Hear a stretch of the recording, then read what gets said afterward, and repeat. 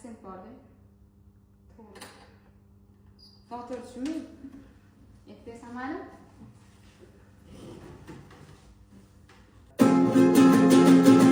Canım anam, damırda kanım anam, cennet ayaklarındadır gülistanım anam. Sensiz düzmez yüreğim, Allah ayırmasın. Kaderim zulmet ile geçer sensiz anım anam. Şöhretim şanım anam, menimet sağlım anam. Ne kadar tikanlar bitip bile gülüş ellerinde. Sen ki bir ömrü feda eylemsen oğladına. Ne kadar ezap gizlenip saçının dillerinde.